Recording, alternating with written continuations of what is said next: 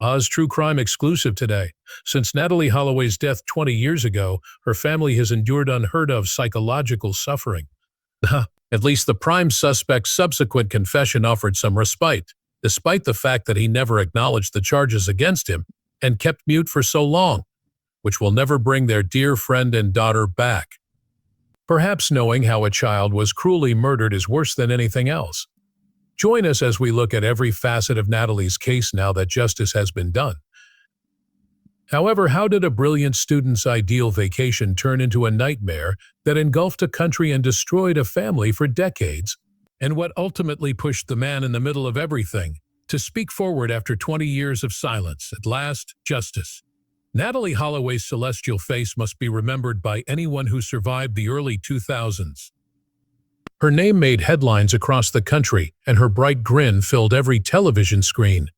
After completing secondary school in Alabama at the age of 18, she set out on what was supposed to be a graduation celebration vacation to Aruba, May 2005. However, this idyllic getaway quickly turned into a nightmare that would plague her family and captivate the nation for the next 2 decades. The reasons behind her disappearance remained mysterious for years. Suspect names were mentioned, rumors spread, investigations were unsuccessful, and the story was featured on numerous media outlets. Each observer had a different interpretation of what had happened. The case was a painful conundrum that was unsolvable since it was frozen in time. A single person, Joran van der Sloot, was at the center of this persistent mystery. He became the object of suspicion right away since he was last seen with Natalee. However, authorities were unable to obtain a conviction in the absence of tangible proof and proof beyond a reasonable doubt. From 2003 to 2023, the dynamic saw a significant change.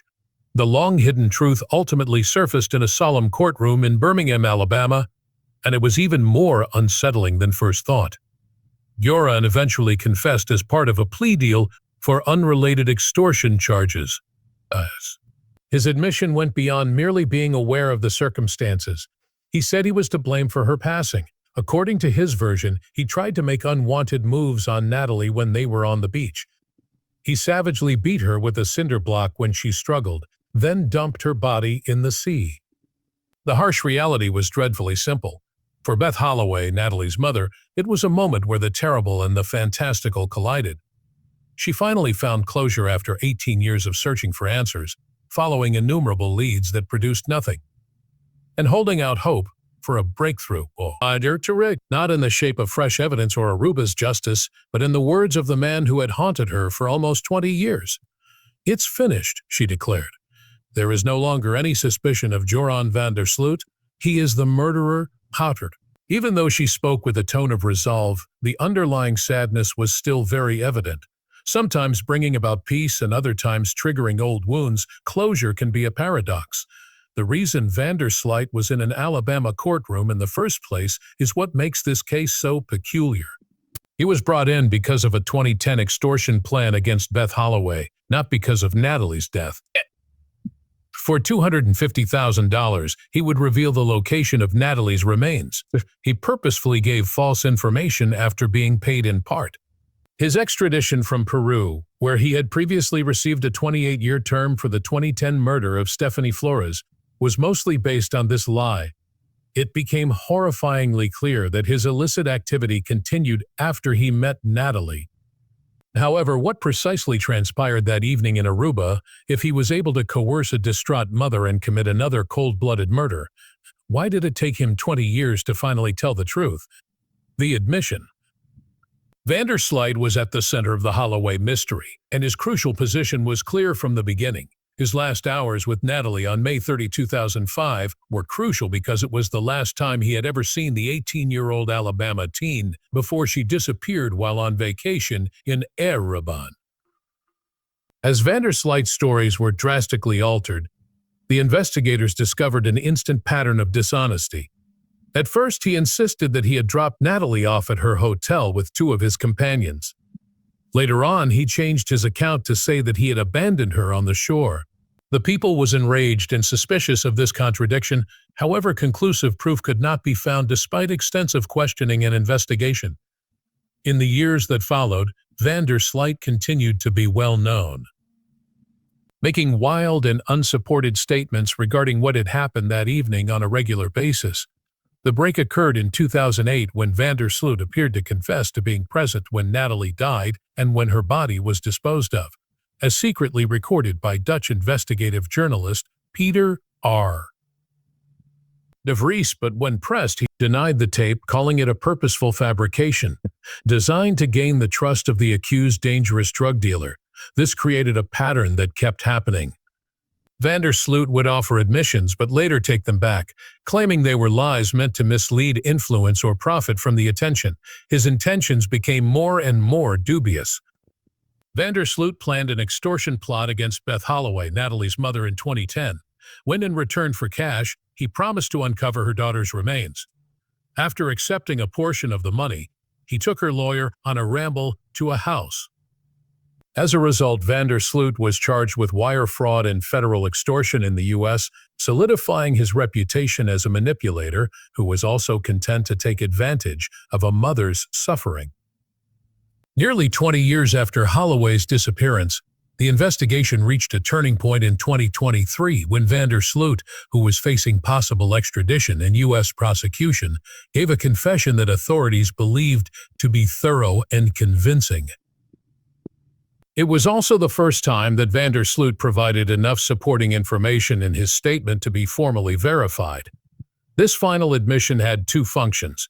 It confirmed long-standing suspicions and made Vandersloot's manipulative characteristics abundantly evident. Actually, his behavior demonstrated a pattern of almost 20 years of falsifying information and subjecting a bereaved family to a complex deception. The confession's emotionless, heartless, and calculating nature offered insight into a gravely troubled individual whose need for attention and control always overshadowed any desire to speak the truth.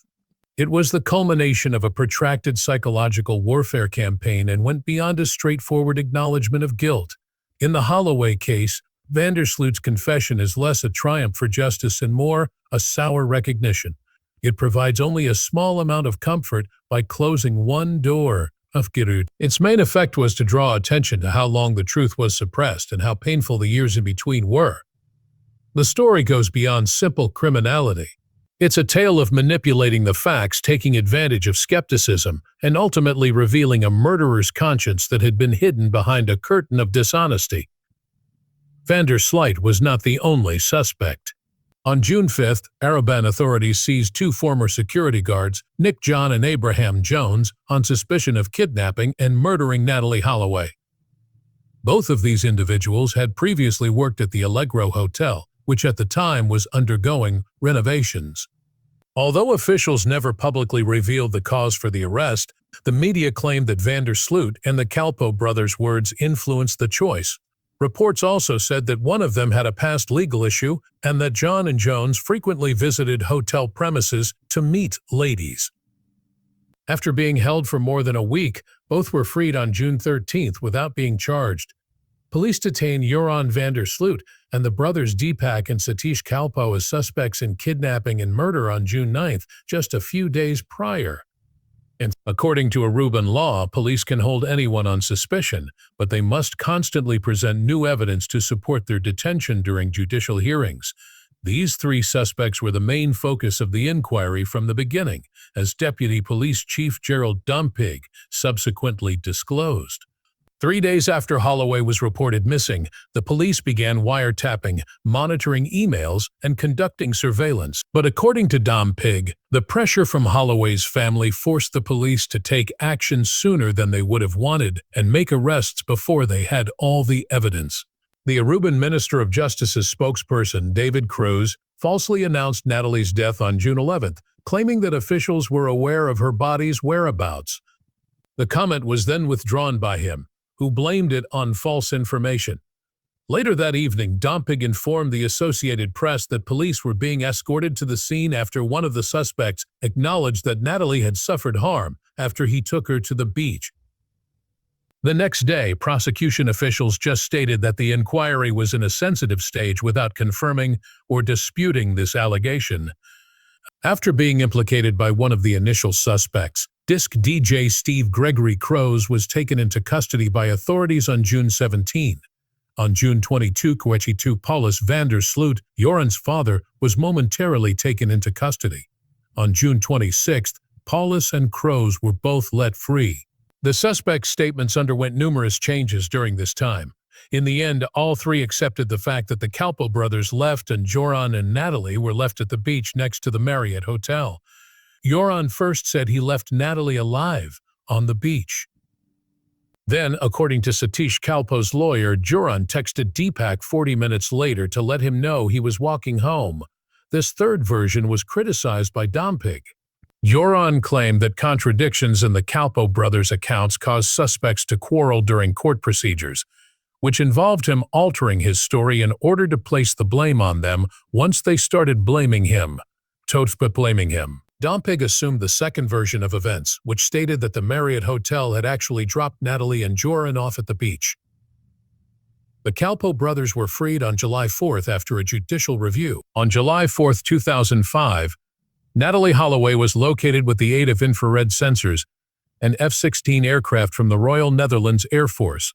However, they found nothing. The authorities were meant to check for changes in the terrain after evaluating the area in March 2006 and utilizing satellite and more current imagery, which could suggest that a body was interred. Early on May 30th, a local groundskeeper gave the tip that Joran van der Sloot and the Calpo brothers were on or near the Aruba Racket Club.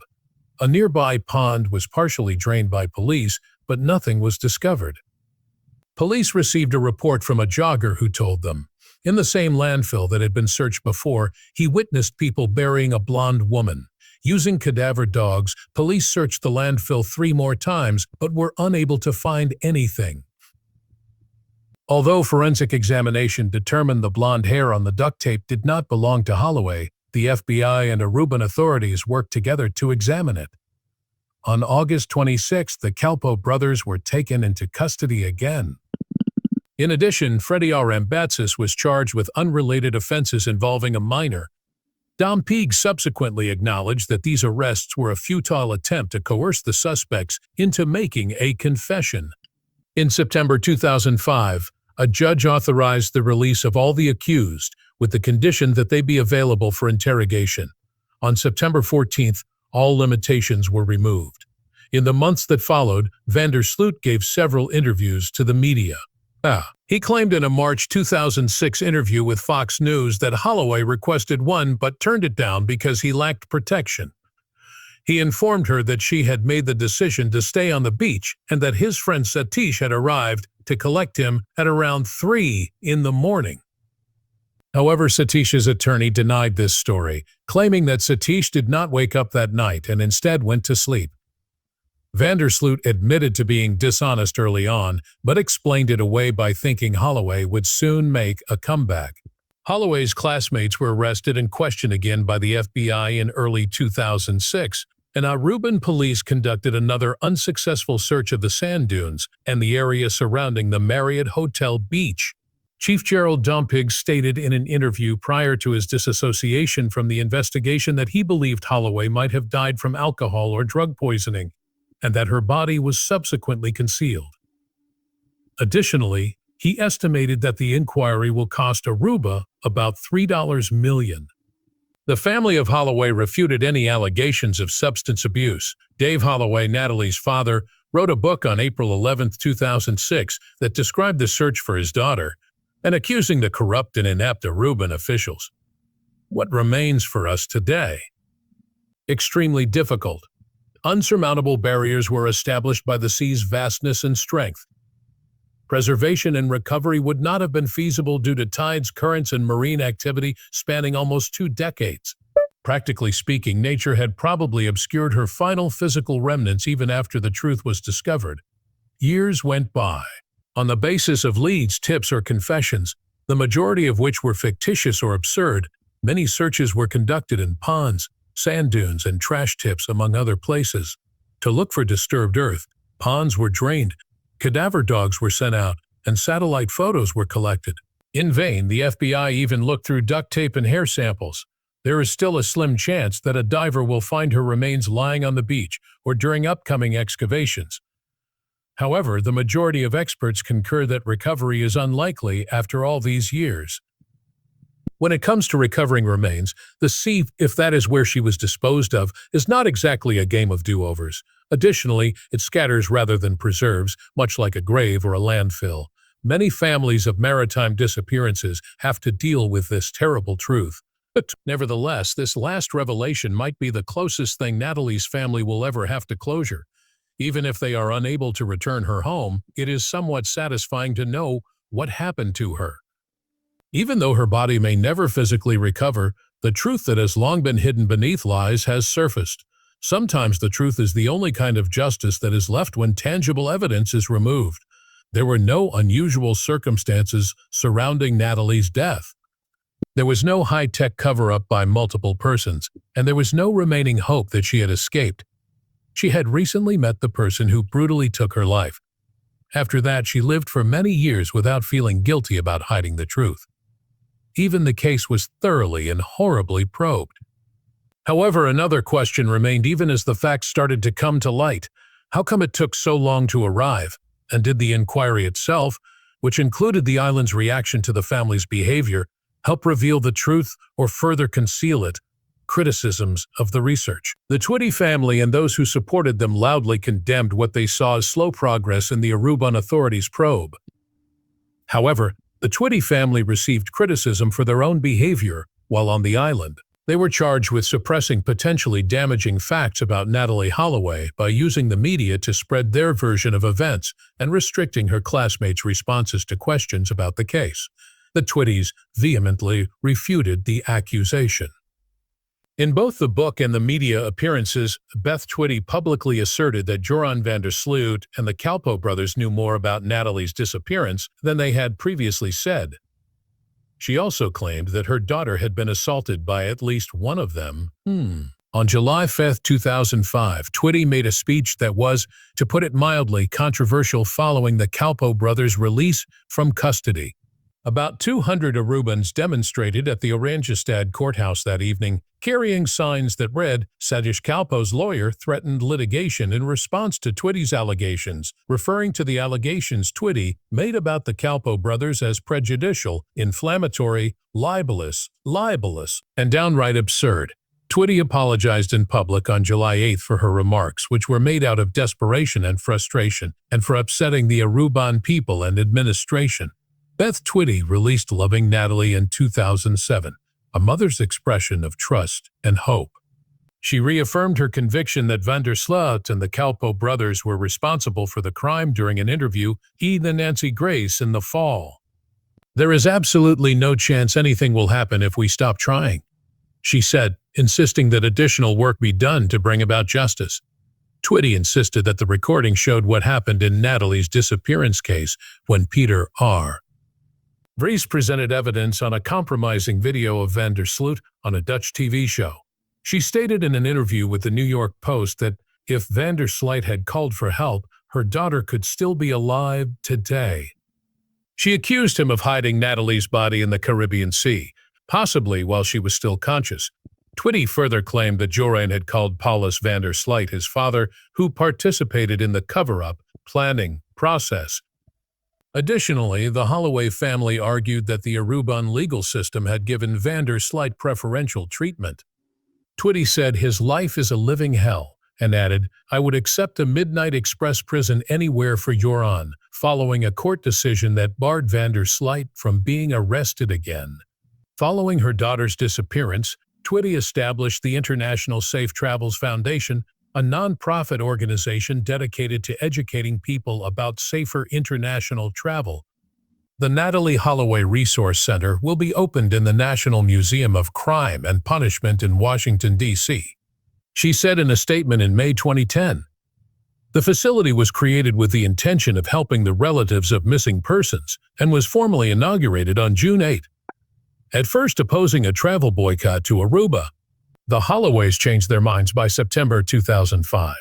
Concerned for the safety of tourists, Beth Twitty also openly urged Americans to stay away from Aruba and other Dutch islands. At a press conference on November 8, the Holloways and Alabama Governor Bob Riley both called for a boycott. Riley also appealed to the other governors of the United States, who were sympathetic, gaining the consent of the representatives of Georgia and Arkansas. A resolution calling on Pennsylvania Governor Ed Rendell to join the boycott was also supported by the Philadelphia City Council, but he refused, and no federal sanctions were in the works. Several members of Alabama's congressional delegation, including Senator Spencer Baucus and others, publicly endorsed the boycott. Concerned about the safety of American citizens in Aruba, Senator Richard Shelby spoke to the American Society of Travel Agents, saying, "We don't threaten the United States, nor Alabama." Aruban Prime Minister Nelson Ojuber defended the island's detectives and denounced the boycott.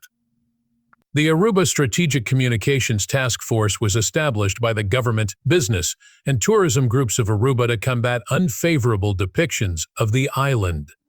The group, which included representatives from the Aruba Tourism Authority and the Aruba Hotel and Tourism Association, defended the island's handling of the situation and denied the boycott in statements and media appearances. Indeed, the media played a very aggressive part in fabricating the stories, and to be clear, Natalee's narrative was not initially told truthfully by the media. However, the media tempest only became worse as Aruba battled to protect its image, transforming a local tragedy into a worldwide spectacle. How was this narrative shaped by the media, and how much the truth is sacrificed? Media attention.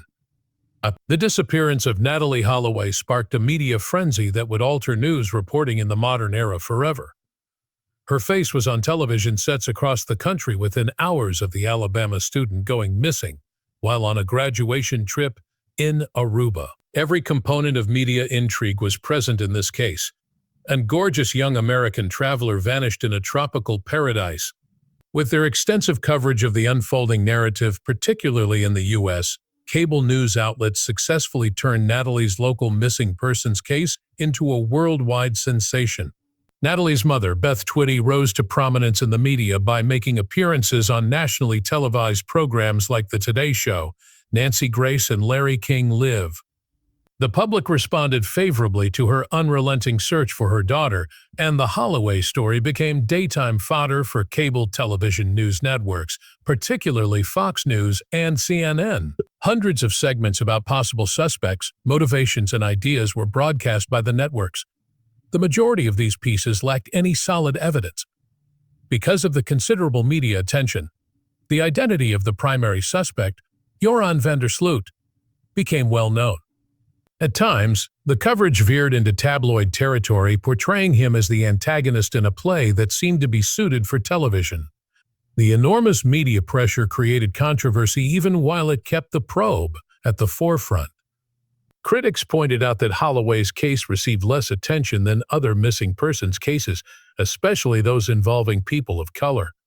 The discrepancy sparked more conversation about missing white woman syndrome, a phenomena where young, white, middle-class or upper-class female victims receive extensive media coverage, while others receive little to no coverage. The complex relationship between the media and Aruban authorities persisted.